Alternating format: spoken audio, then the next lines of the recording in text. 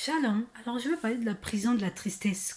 Pourquoi je dis la prison de la tristesse? Pourquoi? C'est parce que c'est le fait d'être dans la tristesse, c'est comme si tu étais dans une prison.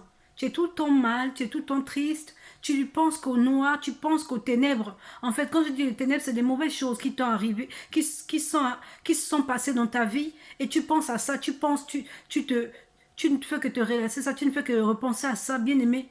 Et tu te retrouves dans une prison. Inconsciemment, tu te retrouves dans une prison. Et cette prison-là, ça peut te faire quoi? Ça peut te tuer, ça peut te détruire, ça peut te changer, même te transformer.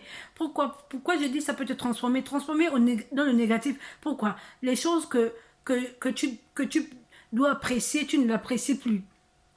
À cause de cette tristesse. Bien aimé, il est très important de se libérer de tout ce qu'on appelle tristesse. Tu dois te libérer de la tristesse. La tristesse ne doit pas être ton compagnon. La tristesse ne doit pas être ton Dieu. La tristesse ne doit pas être ton ami. Bien aimé, la tristesse, c'est une prison. Libère-toi de la tristesse. Peu importe ce qui s'est passé dans le temps, ce qui s'est passé dans le passé, ce qui s'est passé avant. Je ne sais pas qui a causé cette tristesse-là. Mais je sais qu'il y a un Jésus qui peut te libérer. Bien-aimé, Jésus te tend la main. Peut-être tu as tendu la main hier, aujourd'hui, même maintenant. Il te tend la main. Tu dois te libérer, tu dois aller vers lui. Tu dois lui présenter cette tristesse qui te pèse, qui te mine, cette tristesse qui t'emmène dans une prison émotionnelle. Alors demande à Dieu de te libérer de cette tristesse, afin que tu sois libre, bien-aimé. Tu ne peux pas rester dans la tristesse constamment. Tu ne peux pas, tu gâches du temps. Tu te prives du bonheur. Tu te prives au bonheur plutôt. Tu te gâches. Tu gâches ton avenir en restant dans l'ombre, dans les ténèbres. La tristesse, c'est les ténèbres.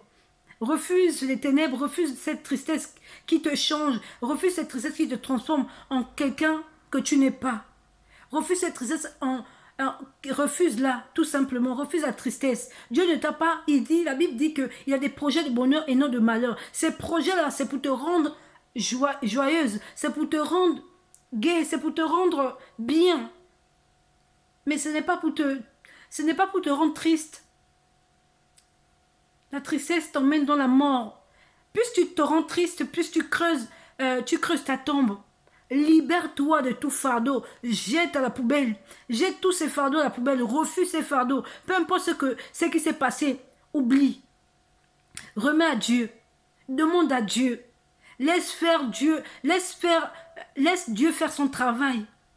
Tu as besoin de te libérer de toutes ces choses qui t'emmènent à vraiment pleurer, à vraiment te lamenter.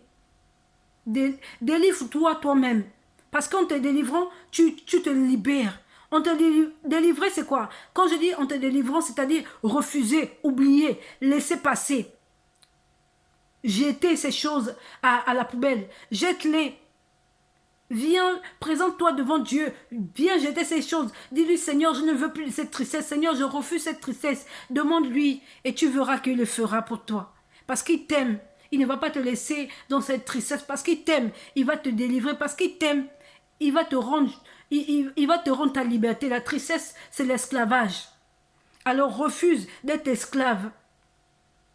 Refuse de porter un fardeau qui n'est pas le tien. Jésus a déjà porté ton fardeau sur la croix. Alors refuse de porter ce fardeau à partir de maintenant. Dis ça tout le temps, tu vas voir que ça va partir. Sur ce, je vous laisse. Merci, merci. Que Dieu vous bénisse. Shalom.